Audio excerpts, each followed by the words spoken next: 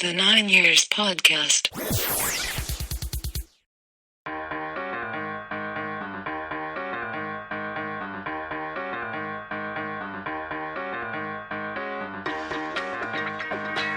Alright everybody, and welcome to episode 84 of the 9 Years Podcast with myself, Nick Draper and Stuart Deakins. Thank you very much for joining us, be it on YouTube, iTunes or 9yrspodcast.org.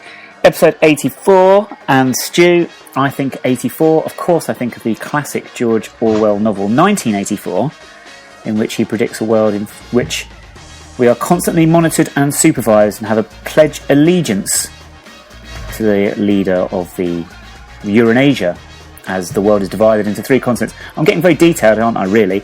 Yeah. All I wanted to ask was, do you have any particular favourite books of yours that you'd like to share? I quite like the Neil Warnock autobiography. That was quite good. Right. Yeah, that classic. I saw that in Waterstones, actually, in the classic section. Yes. Next to Hugo and Huxley and everyone. Yeah, that was good. Stephen Gerrard's autobiography is quite good. I don't really read books as such. I like autobiographies because I'm interested in that, but yeah, apart from that, I'm not really too bothered. You like reading those audiobooks, don't you? They are a bit cheaty. It's a bit cheating, isn't it, really? Do you know what I mean? But I like the idea of it. It's no, I do. I don't even buy a book. If I'm going to read a book, I will download it on my iPad. So I suppose even that is really cheating, isn't it? Well, it's still reading, be it downloaded or the physical hard copy, which I do love so much. Yeah, I just feel it clutters out space, so I'd just rather download on my iPad and yeah, that's easy. Yeah, it will clutter up space in my carry-on luggage, won't it, for WrestleMania? Because I've got a lot of flying to do over the next week. Yes. I'll be taking books with me for the flights, but yes, they do sort of add to my luggage, unfortunately, but I wouldn't have it any other way. And on that note, should we go straight to top 7 lists? I'm sure we will talk more about WrestleMania as we go through. No, let's talk more about books. I like this literary review. We should do this every week. Books. I should share what I've been reading with you this week, and we can talk about that. In fact, on next week's show, I will discuss with the listeners what I read on my trip to WrestleMania. Yes. You've got long enough to travel, haven't you? But yeah. Anyway, top 7 lists. Cool. Do you want me to go in mine? Can do. Yeah, so obviously Tuesday night was all about really goalkeepers, really, in terms of for me, because it was a tale of 2 goalkeepers, well, 3 goalkeepers actually. So we had James Shea, who couldn't catch the ball when it was shot by him. That's really harsh. It looked like it swerved and everything apparently, but a bit of a soft goal. Then we had Ben Wilson returning and getting a bit of banter at half time, wasn't it, with a repetition of what we sung towards franchise the other week. And then we had the goalkeeper, the ex-Luton goalkeeper, who, according to our fan base, had ate too many pies. And the classic rendition of, obviously they sing "How Wide Do You Want the Goals?" No, wasn't that? It's how much are they paying you? Sorry, it was more how much are they feeding you, which I found quite funny. So on that note, I've sort of gone for top 7. And I don't know if it's banter, but goalkeepers take a bit of banter, a bit of a laugh, because I thought he took a banter very well. So I've gone through my top 7 goalkeepers that do a bit of banter. Just give it back and don't really take offence to it. Okay, the longest introduction to a top 7 list in history. I know. We've got there. So what is the list? Yes. So my first one is Steve Agrusovic. Steve who? Steve Agrusovic. Who? The Coventry goalkeeper. Agrusovic. Agrusovic, or am I just pronouncing it by giving him 2 syllables? I don't know, it sounds like he should be with John Travolta and Olivia Newton-John. Agrusovic. Yeah, Agrusovic. David James, the Woodford Town goalkeeper. That was you. Yeah, it's Woodford Town goalkeeper. I've just noticed all these goalkeepers are old, but that's because all the new goalkeepers are boring. Hans Segers, classic banter goalkeeper. Peter Shilton, he loved a banter that night at Plough Lane. David Seaman, always a bit of a laugh with that tash, and he always used to give that massive smile and then wouldn't let any goals in. And Joe, one I used to love was Brian Gunn, the old Norwich City goalkeeper. Always with a bit of banter, had a really dodgy haircut though as well, so he always got loads of abuse.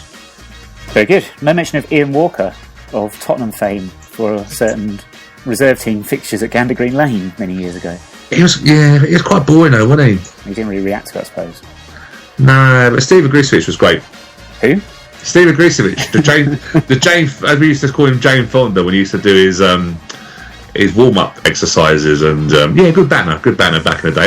I think our goalkeepers are quite boring. I'm trying to think actually a goalkeeper we had that actually enjoyed a bit of banner. I'm trying to think now.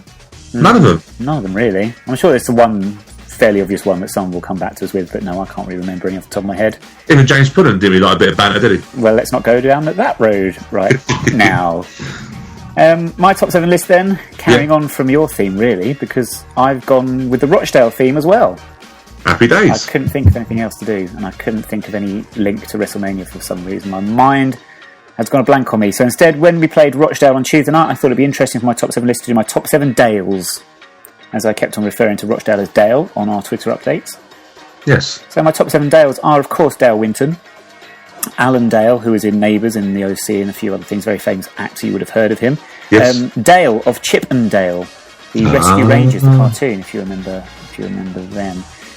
Yorkshire Dales, very nice. Cravendale Milk, Emmerdale, and of course Wensleydale. Yeah, bit of cheese. Fascinating fact, I'm neither a fan of Emmerdale nor Cravendale Milk, but I was really stuck for Dales, so... John Dale's a good one. I remember him in Neighbours, but he did have a film. He did some... He did some... I'm trying to think what film he did now. So many things. He did a film that I liked. He was quite a serious... I can't think what it was now. We shall Google it, and then... It was quite a serious... The listeners. Yeah, he had some good roles, didn't he? He's quite a serious actor. That's going to bug me now. I will find out what film I liked him in. Yeah. What's his name? You know what? You just made the list! Oh no! Oh, here we go. Oh dear. Right, this week's show. We will look back on the last 2 games, the last 2 home games. Back to back we had, I've even forgotten who it was. Southend, of course it was. The defeat at home to Southend and then the victory at home to Rochdale on Tuesday night.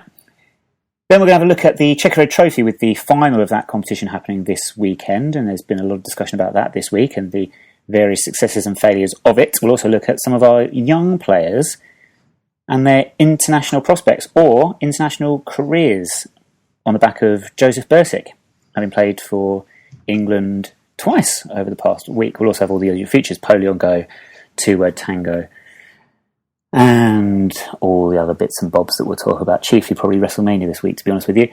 Let's start with that Southend game, Stu. A bit of a damp squib for us, really.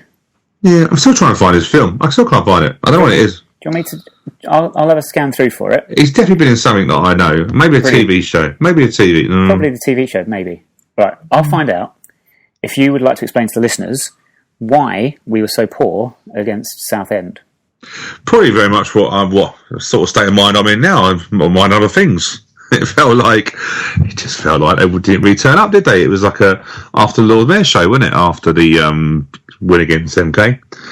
I don't know. It was a really weird one. I think it was more of a case of we actually weren't that bad for half an hour, if we're honest. We weren't that bad for half an hour. We had some good possession, got in behind them a few times, but every time, as much as I hate to say it, I'm not a great lover of Anton Ferdinand. I don't know why he's playing down at League One, but he led the line very well, and really Tom Elliott didn't really get much of any joy really from him. So went to first goal went in, which we were down. I've still not seen on TV actually. It's a game that I just can't really be bothered to even really look at the goals on, because it was just like we gave up, didn't we? We just didn't really compete in that second half. We come out, Niall Ranger scored the goal, which spoke out his goal of the week.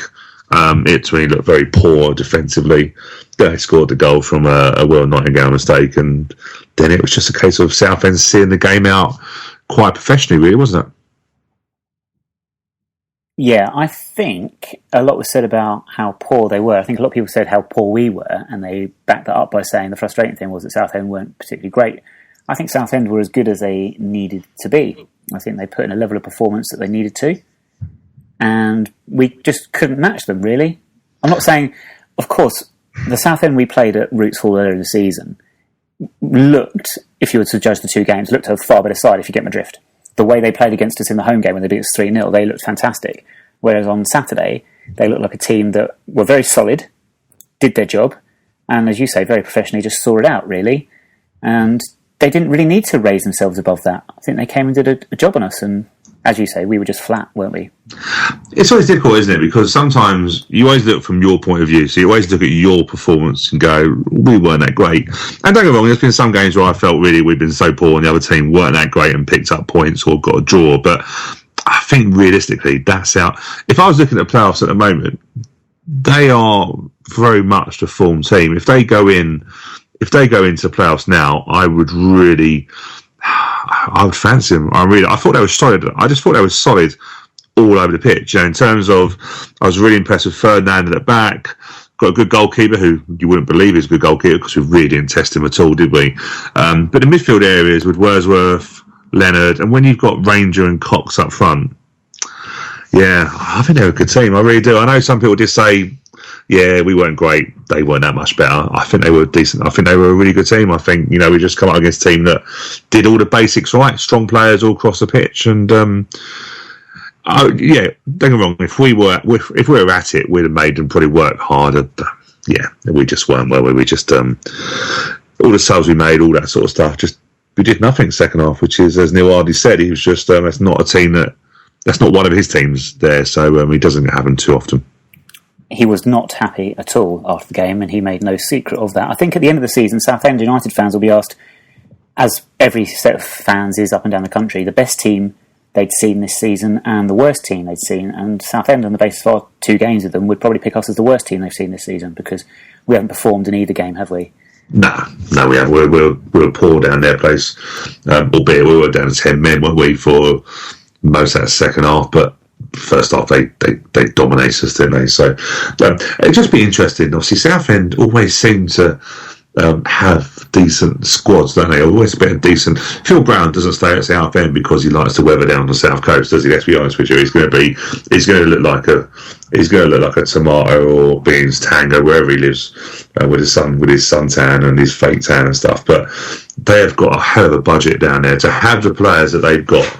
In the 2 players up front, Noel Ranger and Cox, Ferdinand, they have spent a bit of money on that team. So let's hope they don't all go crashing down eventually when their VAT bill comes in. Well, we can't possibly speculate on such issues, but I do know from your previous experience, you've always mentioned how big a fan of Cox you are. So it's a very good game, very good finish for the second goal. We've got the best Cox in Neil Cox at the club, haven't we? If the rumours are to be believed, yes. Before we move on to the Rochdale game, I'd like to get our Man of the Match poll out of the way for Southend first, because we didn't do a poll on Twitter. We just asked for people's writing candidates because we were struggling beyond belief, weren't we? I think we had James Shea on a list of 1. Yeah. And that was it. So we asked people what they thought, or who they picked as their Man of the Match. So, on Twitter, we had... Well, Wimbledon News at Wimbledon FC News did go for Jonathan Meads, and Matthew Grant at Matthew Grant 1 went for Will Nightingale. However, I think some of the other ones are more what we would have expected, including Hayden the Womble from Meerkat Oliveira at Meerkat_. We had at Ronnie Womble said the mascots because they didn't put a foot wrong. M. Sturgey Boy at Dummy Out the Pram went for Neil Ardley, showing more passion than the players. Pete Defeat /Morgan at Pete Defeat went for thought the post did well to keep it at 2-0. At Andrew L. Porth by Northwest is his Twitter handle. He said that seagull from Millwall. I think we're getting the drift here, aren't we, Stu? Sedmare at Sedmare14, Hayden the Womble. And... yeah, I think we can probably leave it there. I'm trying to think who picked up the actual sponsors Man of the Match. Can you remember? I can't remember. I got it. Was it Will Nightingale? Will got it, yeah. Yeah. It's interesting, isn't it? Because I think Will Nightingale. If you look at the games that he's played at home, and the amount of Man of the Match awards he's got, I reckon he's got a high percentage of the games he's played in. And I get that, he's one of our own and stuff like that, but it does sometimes feel like the option is that he can't do much wrong. He had a tough game, didn't he? Let's be honest. He had a tough game against a very good front 2. Which it'd be all the better for. And it was a shame, actually, that he whether he got dropped because of change of system or just to take him out of the firing line a little bit. But obviously, going into Tuesday, he didn't start and we went back into a 4-3-3. Yeah, I was going to actually start on that point when we look at the Rochdale game. Just before we sign off on that, two things. One, yes, it's very reminiscent of the early days of Ryan Sweeney, who seemed to pick up the Man of the Match award every week he played when he first came into the first team, no matter the quality of his performance.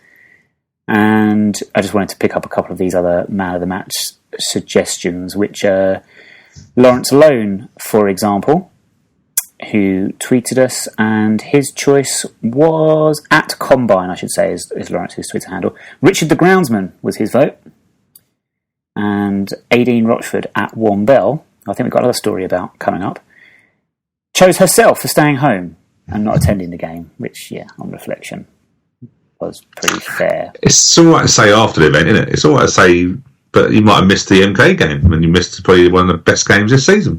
Well, yes, and we could... And we will discuss the MK game and the attendance of that shortly, because I have a point to make about that. But anyway, this Rochdale game then, we did change it, didn't we? We went from this 3 at the back, we went to a back 4, we went back to our old sort of 4-3-3 lineup. And do you think the 3 at the back system, is it going to be something we use more away from home perhaps than we do at home? It worked against Milton Keynes, but didn't have any side effect, and I think Neil then decided to go back to almost tried and tested with a formation that was very successful for us earlier in the season. Yeah, he came out and said, didn't he? He came out and said that he changed it because they've had 2 games with it, and he wasn't too sure whether it worked. It obviously worked against MK, but then I think any formation would have worked against them because we were just... That game was never going to be beat. I don't think it was about formations, that game. But obviously then tried against Southend and probably it didn't work. I think, if I remember rightly, I know I've said to you a few times overnight at games that I just didn't think the 3-5-2 was effective at home. Because of the way the pitch is, it's quite a narrow pitch. I don't know whether the 3-5-2 really works forward. I don't know if it gives you that attacking impetus to really get to teams where I think 4-3-3 does, because you push your fullbacks on and you're a bit more solid through the middle. So it's not a surprise. I didn't think it worked. So I'm not surprised that Neil Hardy knows an awful lot more tactically than I do. Didn't think it will work either. But yeah, we went back to basics, didn't we? 4-3-3. It was a cracking game on Tuesday night, I thought. It was a real, from going to Southend game thinking, oh, it's a bit of a after Lord Mayor show, are we just going to see through the season now and go to our summer holidays? It was a good game. Yeah, and I wasn't surprised, to be honest with you. When you look at or listen to Neil Ardley's post-match comments after Southend and then read his programme notes prior to the game with Rochdale, very much sense that the team that came out on Tuesday night would be a totally different animal to the one that played against Southend. And it was the case, although it took us a little while to get going. Rochdale, I was impressed. They played some very nice football and they've got some very talented players, especially going forward, I think. And it took us a little bit of time to get into the game. They probably were unlucky not to be ahead at half-time before the red card maybe changed things. They'd hit the post. They had a great opportunity where Rochdale fans actually thought they'd scored. The ball seems to be dropping in, didn't it? I think it was Mendes Lang went through.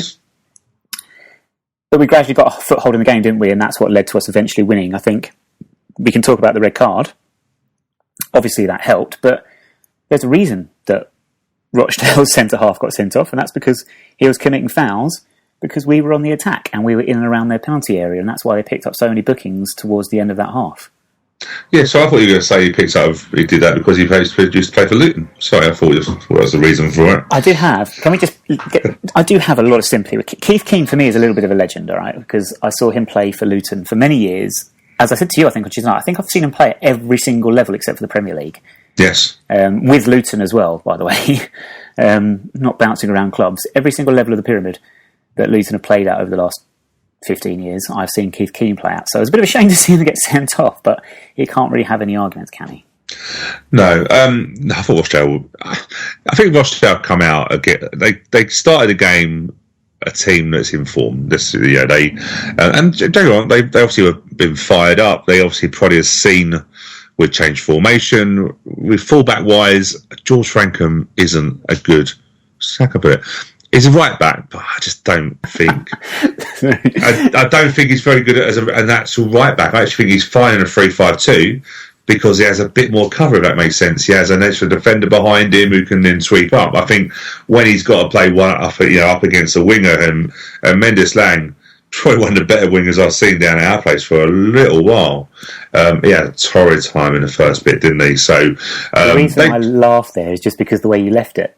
I know. It was just like there was a massive gap, and I'm thinking there's going to be lots of our listeners right now that are filling that gap themselves, and it'd be very interesting to see what they came up with. I think you are right, though. He struggled somewhat. George Franklin's, it's not a George Franklin podcast, is it? But I do get fed up. WrestleMania podcast. Sorry. Yes, of course. I do get fed up. I've said this many times before, where Jay Reid does a misplaced pass, and he goes, "Oh, go on, Jay, you're better than that." And George Franklin, George, there was a classic thing that I said to you, did I? Classic in the second half where I think Paul Robinson sold him short on a pass. Franklin didn't get there in time. The winger come and nick it off him, and they all made it George Franklin when it was so obvious when Paul Robinson was actually the first person to acknowledge that he left him short. But it's it must be George Franklin's fault. So, but no, he did have a torrid time. And how many balls did they put into our box in the first? I think I looked at the scoreboard after 7 minutes it was, and I must have counted about. Well, I think they put a cross in every minute. Crikey, the ball was literally zipping across our box, and I was like, we are in serious trouble here. But we managed to get a foothold in the end, and we forced them yellow cards. I didn't think one yellow card was actually unjust, and they deserved a red card in my opinion. Just a point there to merge the idea of balls in our box and George Frankham. I think we had quite a few poor deliveries from corners ourselves, especially in the first half yesterday, none of which were from Frankham, I do believe. But they didn't seem to raise the ire of our supporters in the way that George is often do. But anyway, I think we've made that point now with George. So after we survived the early onslaught, as you say, I say onslaught, did James have a save to make? Really? No, we talked about the two chances they hit the bar. They had the one-on-one with Lang.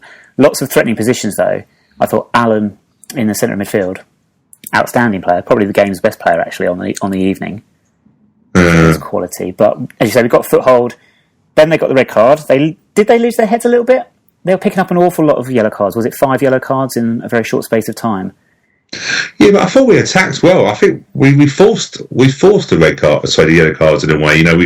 They attacked. They played 4-3-3 against us. So it was very much a system against a system, same system against each other. But when we attacked, I just felt Lyle and Tom linked very well, and Barcher when we got the ball. But I think Lyle and Tom were linking very well. And I think we forced them into that. Arguably, they could have had a red card, a straight red for, I think it was McNulty, if I remember. Yeah, it wasn't McNulty. McNulty or Lund, one or two. I couldn't remember. They both looked the same. They both looked like they were built like brick shithouses, to be fair. So they were a big team. But they did leave themselves in positions actually where they could be left. I would say, though, you're right. I thought for some reason they got Joe Allen on loan because they looked very similar, didn't they? Very small, slight player. But I think they had probably three of the better players on the pitch in Allen, Henderson and Mendez-Laing. Mendez-Laing disappeared a little bit after a while. But I thought Henderson was brilliant. He's so good in that position. You can see why I believe he's their top goal scorer. But yeah, very good players they were. Did Rochdale make a mistake, though, with their substitutions or their lack of substitutions following the red card? And is that what won us the game with those 3 goals in 5 minutes? Well, they sort of stayed from what I looked at as a free. I think they played like a 3-3-3. It looked like they did stay with 3 because if after the third goal they brought a right back on and went to the 4. You don't expect. It's really weird. You called it, didn't you? You sort of said, "Crikey, this is good." At the second goal, you said, "Is this going to be another 3 goals in as many minutes?" And we nearly did. I think in the end the goals were timed at 53, 55, 58. So 3 goals in 5 minutes, which ain't bad going. But they did crumble, didn't they? Once we get sort of going, if we get that goal, we seem to be a team that just very much drives on, don't we? You don't expect teams at this level to crumble, with the exception of Bury, who did that on most weeks when we played them. And again last night, by the looks of it. Yeah. Or Tuesday night, I should say, sorry. But they did crumble. But good goals, set piece for Kelly. Taylor, in the end, I thought it was a mistake from a defender, but it wasn't. It was a nice little touch from Tom Elliott.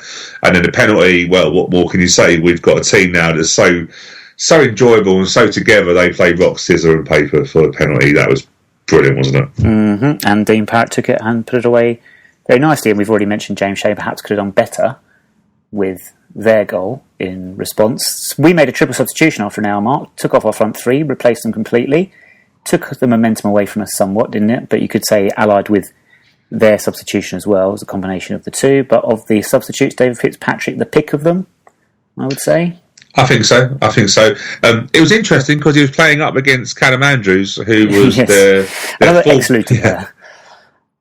It was weird, wasn't it? Do you know what I mean? I don't think Dave Fitzpatrick is going to get a bigger, uglier left back to go up against all season. But do you know what? He did all right. Let's be fair. He's a forward playing. It'd be interesting to see Tom Elliott play in a left back position. I thought he'd done all right, and in the end, he got some help. He got some help from his centre backs, but I thought Dave Fitzpatrick done well. Yeah, sometimes he did get to the byline. He didn't get the quality he wanted, but he could also argue that did Barnett get an injury? He looked like he got a knock, but no disrespect, I couldn't tell the difference when he come on and when he got a knock. I just don't get it. I don't get it at the moment. I don't understand why we are persevering. I don't see what he brings when he comes on. Do you, Nick? No. I have to be honest, no, I don't. There was a very interesting tweet sent out from the official club Twitter when Barnett was down and he came back on after his knock that you mentioned there, and they said, he's all right, it's back to 11 versus 10, and I was thinking, oh, that's interesting, because some could argue that Barnett coming on had made it 10 versus 10 in the first place, but I wasn't going to make that point. That's enough Tyrone baiting for now, I feel. Before we do the three-word reports and man of the match and stuff, and I'm going to come back to the rock, paper, scissors as well because of that. Attendance. I did say to my dad, actually, on the way to the game, I said, we're going to have quite a dip in the attendance. Quite a fall from Saturday's sellout against Southend. I could sense that was going to be the case. I was not expecting quite such a dramatic fall. We were under 4,000, which, I mean, isn't to be unexpected. It's now mid-table. We're now safe. We were safe before the game. We're 100% safe now. So it's a mid-table game against unattractive opposition, with all due respect to Rochdale. But as I said, if we were away to Rochdale on a Tuesday night, I think I would be going, do you know what, I think I'll stay at home.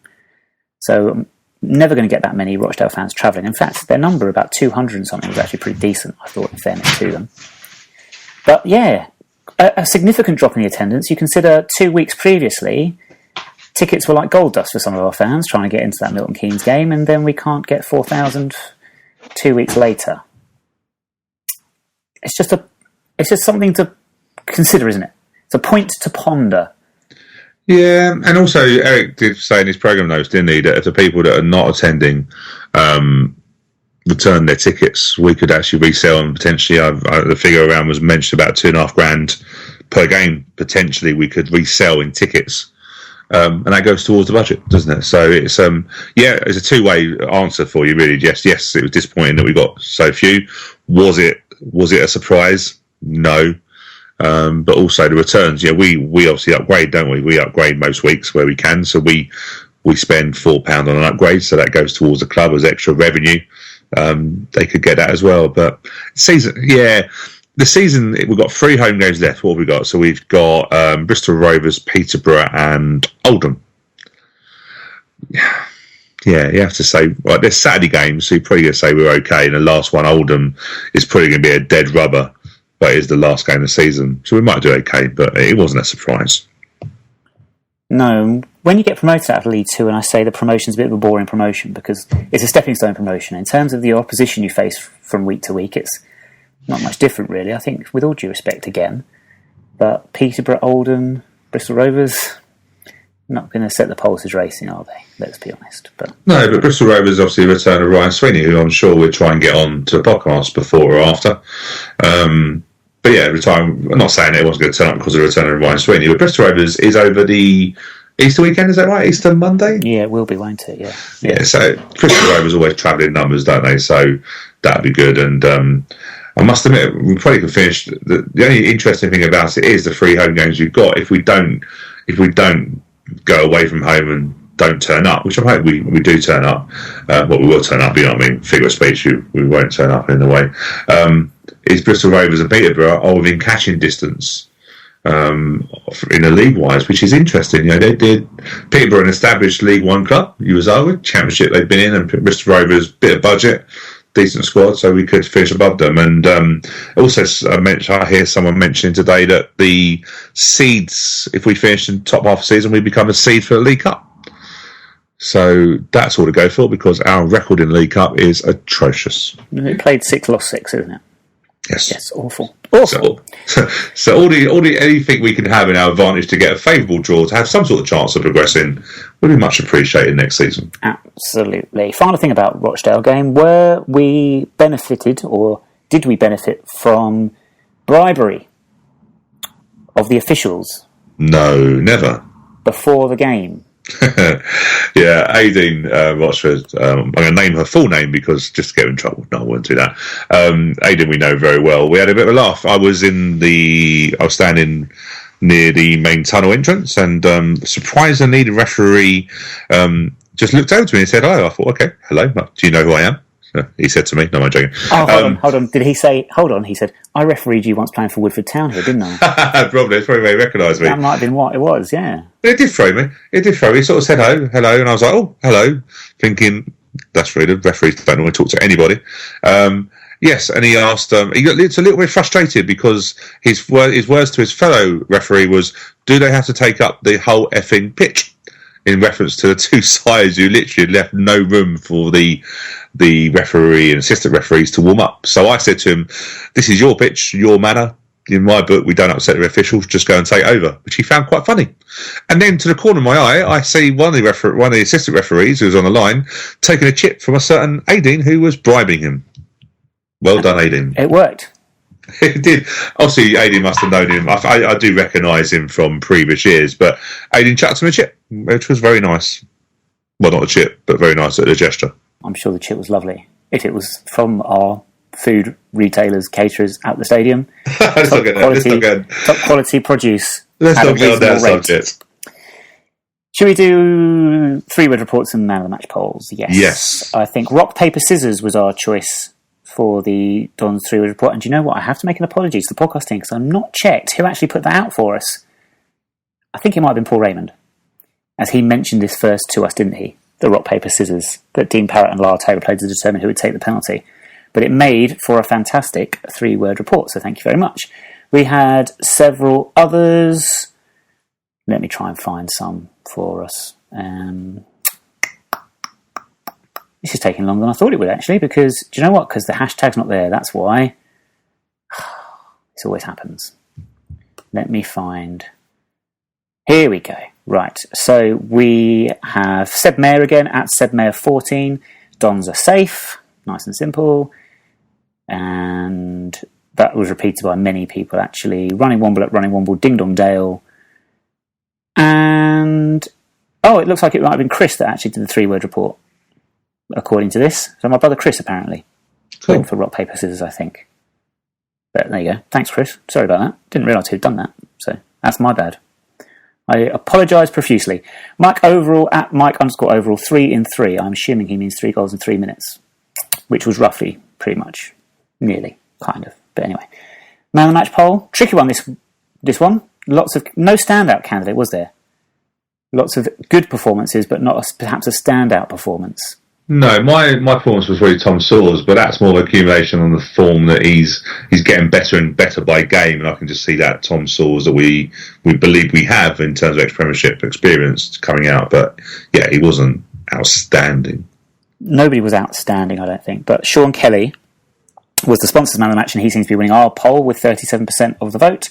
Tom Sawers and Dean Parrott shared on 22% and Andy Bartram on 19%. So well done, Shaun. A cumulative award, as was mentioned in the Man of the Match interview after the game on Tuesday night, for many solid performances from him. If not, as we say, outstanding, but just getting on quietly and doing a job. I think we're all very, very happy with Shaun, and I imagine we'll keep him on for next season, won't we, as part of the squad. But that might be a conversation for us for another time, Stu. Yes. Should we, before we go on, we've spoken quite a lot there, actually, about those 2 games, longer than I had anticipated, longer than we normally do. I don't know what to say about that, really, other than, should we break it up with a game of 2-word tango? Of course. I'm not sure if we did get sent anything to do this week. I'm going to check. Yeah. Did you see any on Twitter? No, I didn't, but I have been busy this week, and Twitter is always manic on our social media, which we always thank our listeners and social media followers for. But no, I haven't seen nothing. What can we possibly do? Just scanning through to make sure I've not missed anything. Bear in mind, we normally get these on the Thursday, which would have been, the 23rd? And yes, I'm just going to look back through. Lots of discussion about Alexa Bliss or Paige. I think Alexa Bliss won that, personally, that vote, but there we go. If anyone's out there who's hanging on to the result of that poll we did on Twitter. I'm sure there's loads. I'm sure there's lots and lots. Alexa Bliss herself, who was a big fan of the podcast. Is she really? Yes. That might be a lie. No, I haven't seen any. I do apologise. If you did send us, please send it to us again, because I can't find anything. So what should we do for a two-word tango this week? Can we do wrestlers? It is WrestleMania, come on. It's WrestleMania. Come on. You will win very easily, though. No, you'll be surprised by what wrestlers' names you can pick out. Can it be any era? Yeah, not current ones. Any era ever. Okay. All right. Well, you will win because you know more about WrestleMania than I do. Wrestling. Yes. But should we do it? Yeah, let's go for it. Okay. If I beat you, then shame on you. Yes, massively. Well, let's go. Let's see how you go. You gotta listen out for this guy. It's a famous name, but don't flop. Something like Sebastian Coe. Celebrity two-word tango. Stone Cold Steve Austin. British Bulldog. Chris Jericho. The Undertaker. Kane. Ooh. Bushwhackers. Bret Hart. Randy Savage. Randy Orton. Hulk Hogan. Alexa Bliss. Sergeant Slaughter. Ken Shamrock. Paige. Hawk from the Legion of Doom. The Ultimate Warrior. Animal from the Legion of Doom. Oh, bother. I can't think of any more. I lasted longer than what I thought. I'll tell you what, that might be the longest we've ever done. Yeah, I was actually surprised how many I knew. There you go. None that actually had fought any time before. Most of them now are literally 60 in their pension. Sadly, most of them are dead. Yes, and that as well, yes. So not receiving their pension. Yes, quite a number of those you mentioned are actually no longer with us, sadly. Yeah. Never mind. Oh well. And the irony is the Undertaker, who basically buries everyone, is still here. He's still alive somehow. Hey. And still wrestling somehow. I'm going to see him wrestle in a few days' time. Is he still alive? He is still alive, yes. How old is he now? Technically, he's never been alive. He's always been dead. What age did he start at if he's still wrestling now? I think he's 52 now. Really? He's always looked old, hasn't he? He has. So he would have been about 24, 25, I think, when he first started. Scary character. Very scary. Not as scary as Kane, when Kane first arrived. Wow. I had nightmares about Kane when he first came into it. Anyway. Yeah, and not as scary as when Paige died. Boom, boom. Okay, well, yeah, all right. Sorry. I stopped laughing at the joke. It's the sound of me storming out. I tell you. She crossed the line. Hey, look, she's busy anyway now. She's recording. Oh, she's getting married. Or she is now married at the time of listening. I think she's now married, yes. And she sells a video. I think we're recording on the day of her wedding day, which is interesting. Oh, stupid humour. Yes. Anyway, enough WWE for now. Checkatrade Trophy. Oh, yes, it's a serious subject now. Should we... Podcast. If you can hear that, listeners, that is the sound of the podcast falling over the edge of a cliff. And it's sailing quite a long way down. Oh, dear. Yes. Oh, yes, the Checkatrade Trophy. Yeah, talking about falling off a cliff. The thing was, we always think about it, and a subject that's close to our hearts, and has happened and topical. And I come across a funny article. If you haven't read it, go onto the BBC football website, and it's a interview with Shaun Harvey about revamping the competition, and it has a future, and it's just made me chuckle. It has made me chuckle. Is this the one where he said that he felt the changes to the competition had reinvigorated the competition? I see what he's done. He hasn't. It's funny actually, right? Because I was calling Mr. Harvey. Let's give him full credit, calling Shaun Harvey. He's obviously the English Football League chairman. But he actually he's made no references to attendances all season. Rightly so, because they've been rubbish. However, now that there are 70,000 people now attending for the final, he now feels that he should quote the attendance and say this is a recognition of how well the competition has gone this season. Give it a break.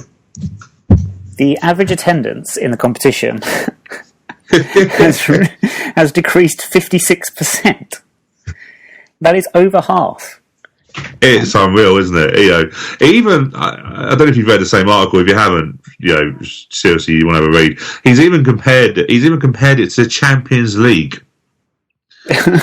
It's just, let me just find the quote. It's absolutely brilliant. It's like, even with the Champions League, there is often reference in the media to meaningless games in the group stages. We created group football in a competition that has not got the same profile as the Champions League, yet we seem to have been set upon for creating a competition nobody wanted, when in reality it was in decline. How has he got the Champions League into a competition? Yes, you created group football.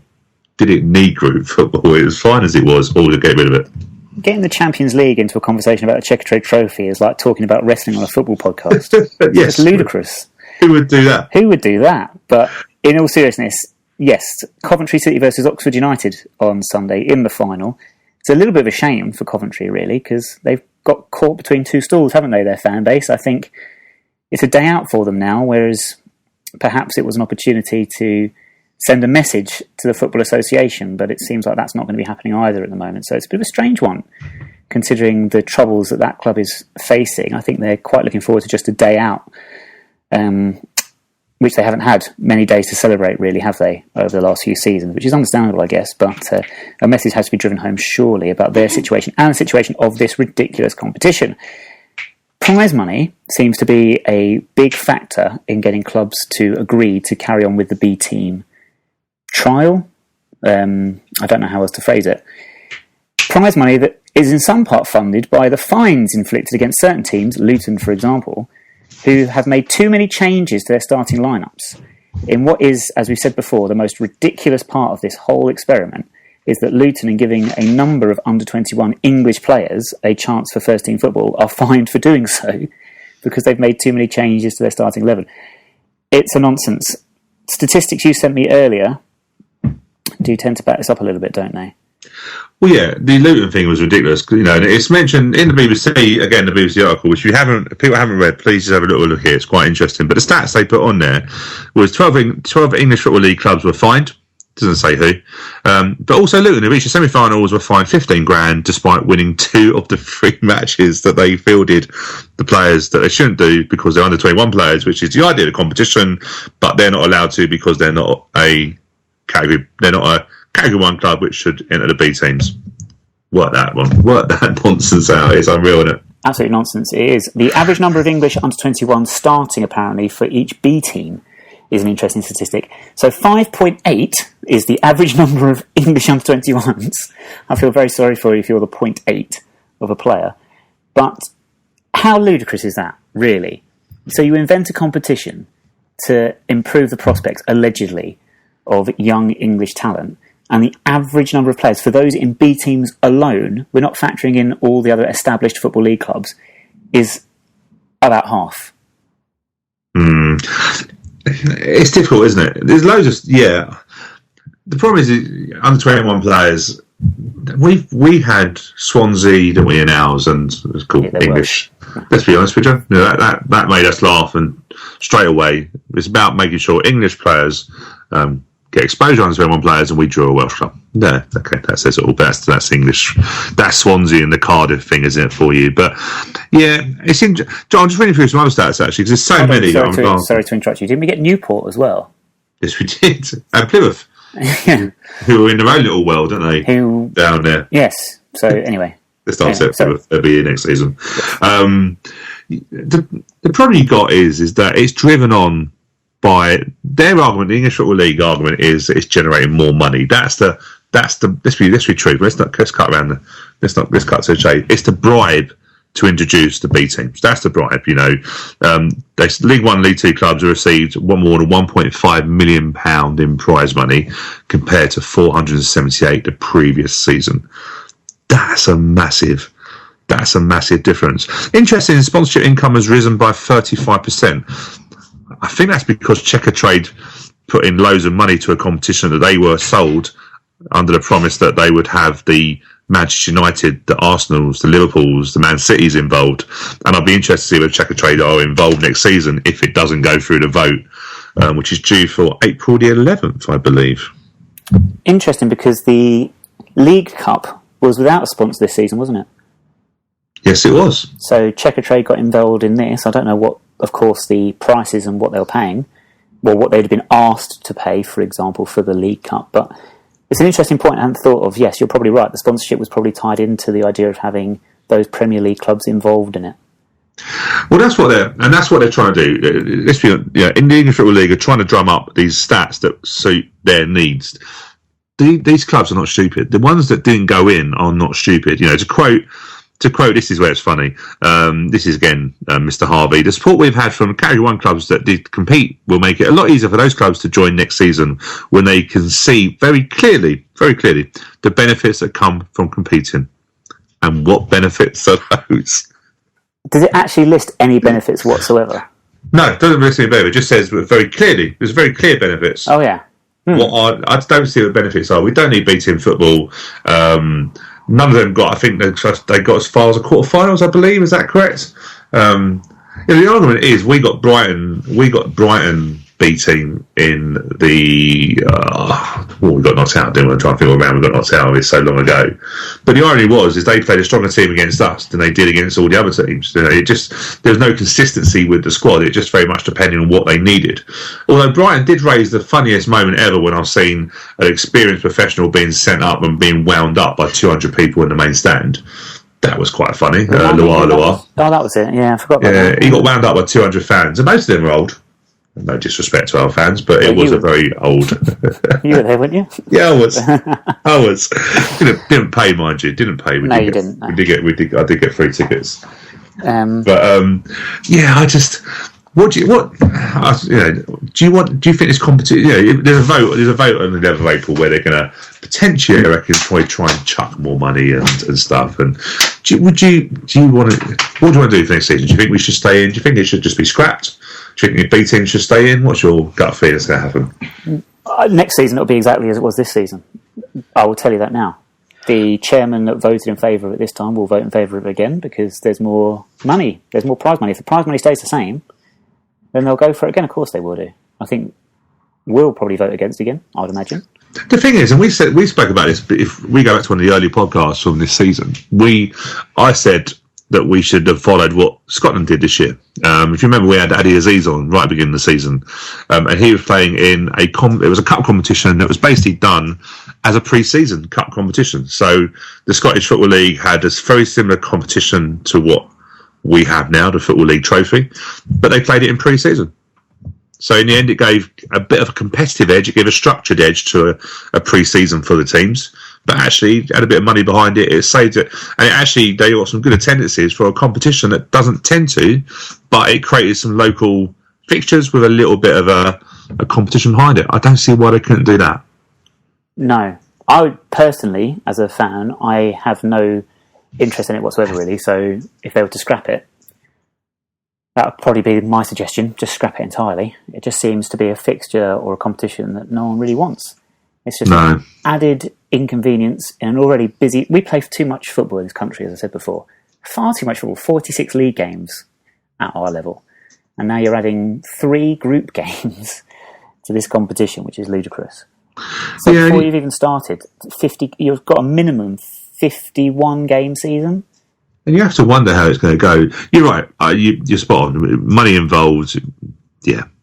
Some of the clubs that we're talking about can't afford to have a drop. And as I said to you, I had a Wickham director who was a contractor at my company that I worked for, and I think he said that they made about 140k for their semi-final journey. Could they afford to lose that next season? don't think you can, and that's the problem. That's where the bribe comes in, doesn't it? So, what about us though? Yeah. Would we have lost money had we not got the prize money for winning the games? Would we have actually lost money on staging these fixtures and all the other costs that come, considering ticket prices? I don't know what the ticket prices were. They were reduced, though, weren't they? Heavily. They were heavily. So, heavily. Is this not? If you're not winning games in this competition, you're actually losing money by actually being in it. Possibly. I think the best thing that could happen really is that if it is going to stay, and I think you're right, I think realistically, no matter what the protest is, it's going to stay for next season in the same format with the same clubs, because none of Liverpool's or Arsenal's going to even touch it. But the one thing they've got to change is you can't be fined for fielding your own under 21s. And then you make it into under 21 competition, and that's fine. I haven't got an issue with that realistically, because the B team thing will never take off, in my opinion. But we just chuck in our under 21s. And that's what we use it for, simply for development, which is really what it should be. If it's going to be development for England, for the B teams, then it should be development for us as well. Absolutely. Summed up perfectly, actually. I was going to say, if it's good enough for the goose, it's good enough for the gander, or I'm not sure if that's the correct metaphor, really, or analogy. But if it's good enough for the Premier League or Category 1 academies, or whatever, it's good enough for us, isn't it? And good enough for the Luton Towns in this world, isn't it? So... definitely. Do we want to... We're running late, but sounding great as always. Do we want to touch on the England international situation very, very briefly before we finish up with some Polio on Go and some other nonsense? Yeah, very quickly. We just obviously with one of another goalkeeper getting England recognition in Mr... I forgot his first name. It's very bad, isn't it? It's just Joe, isn't it? Agrisovic. Do you know what? I'm not going to get this wrong. Do you know what? I never really know what his first name is. Joseph. It's Joseph, isn't it? So we call him Joe. Joe, yeah. But him getting some recognition playing for the England under-17s. Got 2 games, 2 clean sheets. But probably the biggest fear for us now is if anyone looks at that team sheet or the team, this is a squad. If you look at the squad, we are by far the lowest placed team in the league, and it's the Arsenals, the Man U's, the Liverpool's, the Arsenal's, the Chelsea's. So we probably, yes, he's got his recognition, which is great, but we have him on a 2-year contract. But you can't help but thinking all those clubs are going to be sniffing around him in the summer. So well done to the academy again. Produced another great goalkeeper, or potentially great goalkeeper. Obviously, Will Mannion was the season before. But yeah, we've done that, and also Jayden Antwi, who is, I quite like actually Jayden. Wasn't too sure if he was going to get a contract. He put pen to paper before the Rochdale game, so we have another forward on our books, and a good forward. So we're getting these deals in now, aren't we? It's just another celebration. Not quite the right word, but another reason for us to celebrate, perhaps, the sterling work of our academy. When you list the names of the clubs of players involved in that England setup, and then there's our goalkeeper in amongst it. It speaks volumes for the player, but it speaks volumes for his development at our academy, doesn't it? And just shows off what a fantastic job we do. And hopefully over the remaining half a dozen games, more academy graduates will get first team opportunities, especially now we're pretty much safe in League One. It'd be good to see, wouldn't it?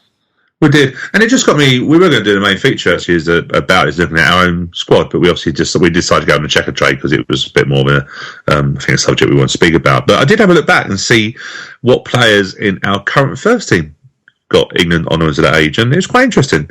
Obviously, Jonathan Meads, Wales don't really count, but he played at under 17 level. Sam Kelly got an under 21 cap, and yes, the lesser spotted Sam Kelly. Yes, Sam Kelly, Chris Kelly, Shaun Kelly. There we go. Brian Kelly. Wow. Gene Kelly. Wow. Kelly. I do apologise to Mr. Kelly. Tom Saw's got under 16 caps, so did Andy Bartram. And then it led me to, of course, the most interesting story, Dean Parrott. What an, do you know what? It's unbelievable. 17 caps under 16, 5 caps under 17, 11 caps under 19, 3 caps under 20. And still, which I find not surprising really sometimes, that QPR signed him at age 15 for a deal reported £2 million at that age. Would be nice if we got a little bit close to that for Mr. Bursick. Very odd random question here. Is Dean Parrott too small to be a successful international footballer? Now, you might think this is a crazy thing to say, but I'm just looking through the history of, or thinking off the top of my head of players that international level, top level, that are perhaps a little bit shorter, and they don't really tend to stay on for too long, do they? Joe Cole had a bit of a run, but never really successful. Michael Owen, perhaps you could argue, is the exception to the rule. But then Alex Oxlade-Chamberlain, he's struggling, isn't he? Theo Walcott's never really had a consistent run. No, you're right. Messi's a little bit of an exception, I think, on the world stage at the elite level. Yeah, although say about too small, you have brought me back to a funny thing on Tuesday night where the ball bounced in the air, and I did laugh at the time, and I told you, but the ball, Jake Reeves running towards the ball bounced, and it must have bounced no more than about 4 foot in the air, and it still went over him. It did make me chuckle. You can see him running towards the ball, it bounced about 4 foot in the air, it went over his head. Bless him. Keith Keane and Jake Reeves up against each other. Quite a sight. Little Adam in midfield, who was again quality player. He won't be there next season. No. Lots of scouts at the game on Tuesday. He'll be gone. I'm going to research this more about the height of international footballers and see if there's anything in this, or if I'm just conveniently ignoring lots and lots of, shall we say, smaller players. But Paul Parker aside, who did a great job as linesman on Tuesday night, by the way, I think of England's internationals that were perhaps a little bit smaller. Michael Owen is probably the exception. I can't really think. There's probably hundreds, and I'm just being stupid. But anyway, although Frank Lampard wasn't the biggest player, was he? Height-wise, no.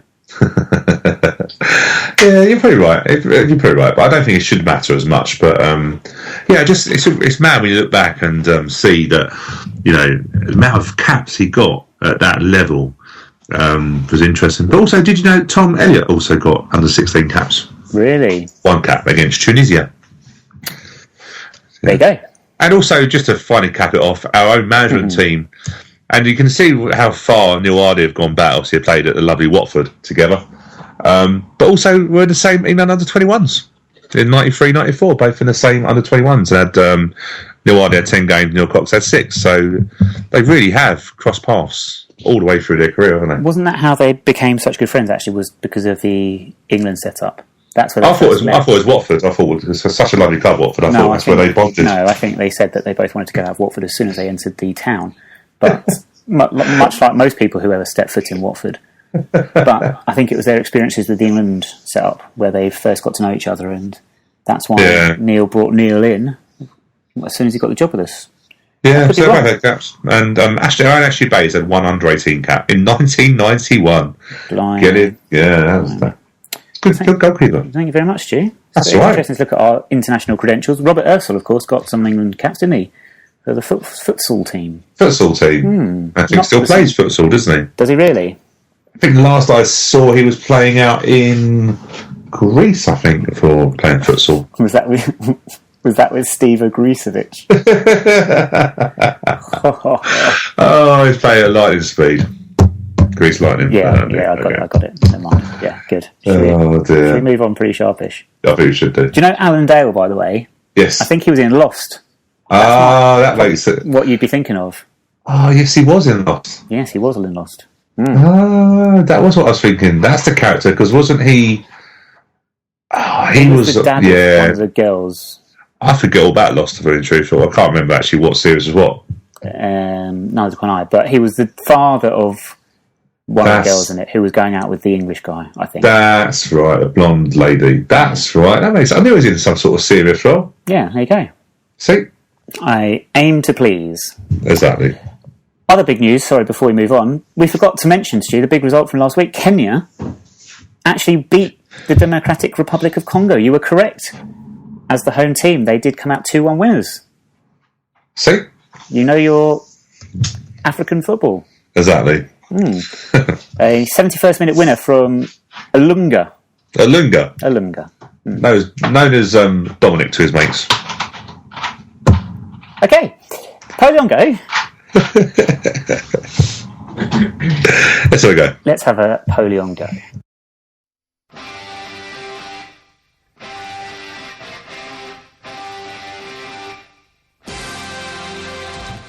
You're going to make it easier than it was last week. I think you'll get this one, actually, yes. I really do think you will. The cryptic clue is somewhat cryptic, but there's a chance you'll get it. Just to say, it's a very short one as well. Dominic has arrived at the stadium and he is sensing a bit of an Olympic feel to this ground. Well, I'm not going to go for the obvious because that'd be stupid. Yeah, it's not that. Olympic feel. Nah, can't think of nothing at the moment. Okay, he's got to the stadium and he has visited the 2 statues. We're back to the statues clues. Oh no! Outside the ground. Well, hold on, you might get them. One is of a former legendary player, and one is of a former legendary player and then manager. Both ex-players have stands named after them at this stadium. The only player I can think who was manager and player would be someone like Jimmy Hill. So was it the Rico Stadium? It's not the Rico Stadium, I'm afraid, no. Bother. Okay, 2 more clues. There is a new stand. It's an all-seater stadium, Stu, but there is a newish stand, only a few years old, behind the goal. It was the first stage of a complete redevelopment of this stadium, which has since been abandoned. It's here where I thought you might get it. Since been abandoned. Yeah, so the new stand was put in place, and they were going to redo the whole ground to sort of match up with the new stand, but since then they haven't been able to complete it. The only place I know done that was Fleetwood, but then that was just one big stand. Yeah, it's not Fleetwood. It's not all-seater either. No, you're right, it's not. Well, you can sit down because they don't make many fans in a terracing, but... Ouch. No, I don't know. I'm struggling on this one again. You're not giving me very good ones at the moment. Well, how about this very short anagram then? That might help you out. Ox Emu Nil.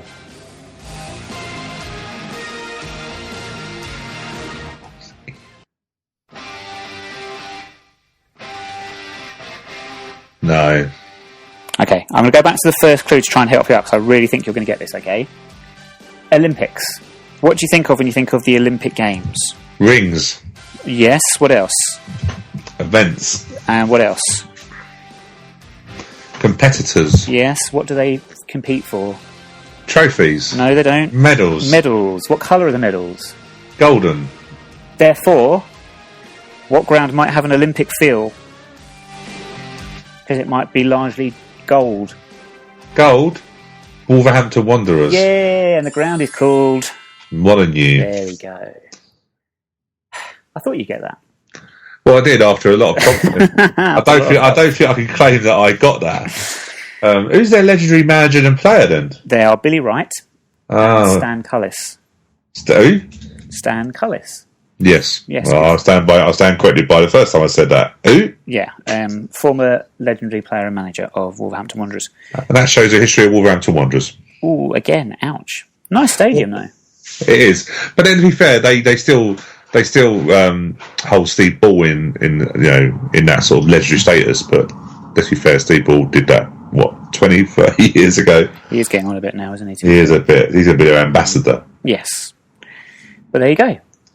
Yes, another successful game of Polion Go. Now we're going to have to wrap up fairly sharpish, Stu. So a very quick look ahead to the weekend's fixtures. Yes. We are, of course, going away, aren't we, to Port Vale, which is a lovely part of the country. If you've never been to Port Vale, it's beautiful, isn't it? Beautiful yes, Port Vale. Just too close to Stoke. Yes. For me, can I go through my choice fixtures for this weekend? Of course. Okay, well, first of all, it's Asuka versus Ember Moon for the NXT Women's Championship. And then I think Chris Jericho versus Kevin Owens for the US Championship. They are my pick of the weekend's fixtures. What about yourself? I'm just trying to find the fixtures, as you do. You know what? Can I be very, very honest? Yes.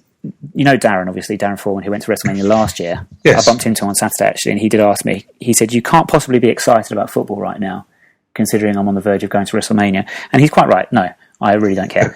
So, especially now that we've got ourselves safe in League One, and we'll be playing in League One next season, 100% confirmed now. And I'm going to WrestleMania. As you're listening to this, I'll be either on a plane or I'll be in Orlando. Yeah, I really don't care.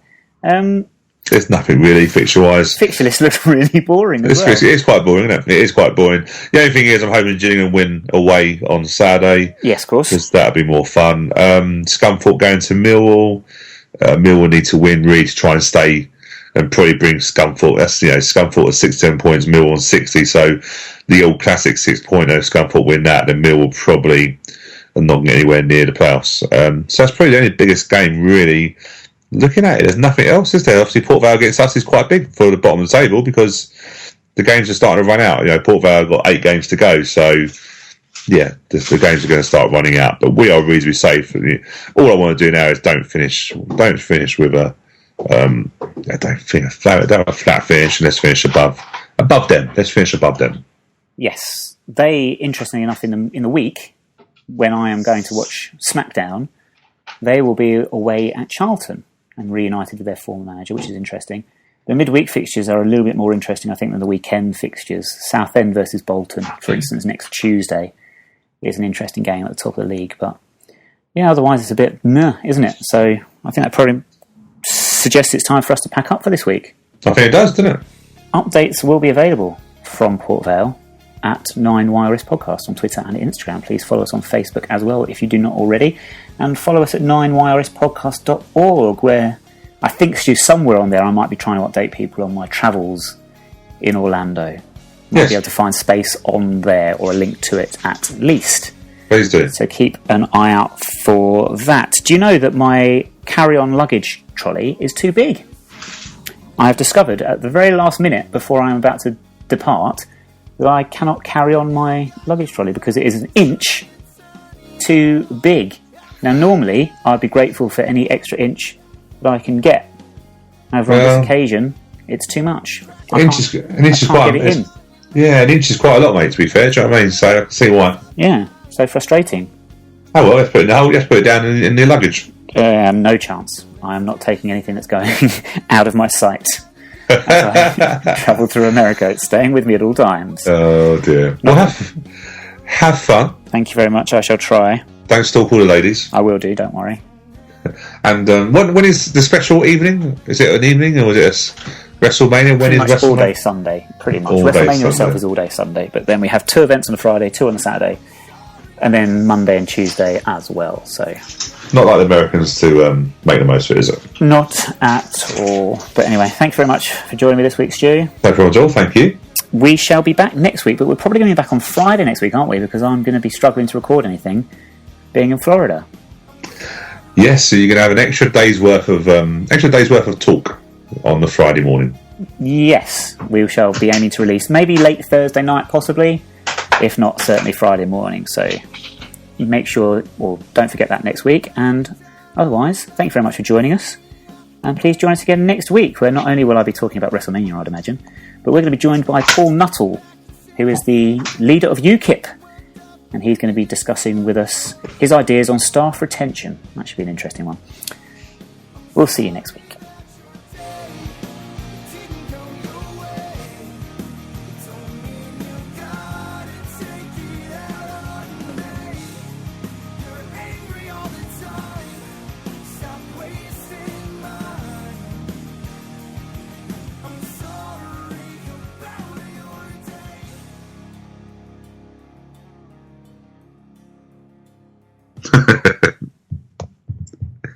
Got his first name.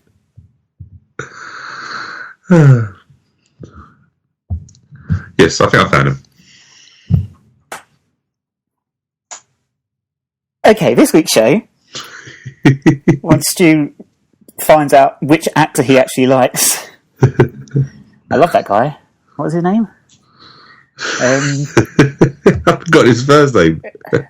Alan. Oh, I just put down Paul for some reason. Oh, Alan Dale, that's Paul it. Dale. Alan. Oh yeah, Paul Dale. I know Paul Dale. Yeah.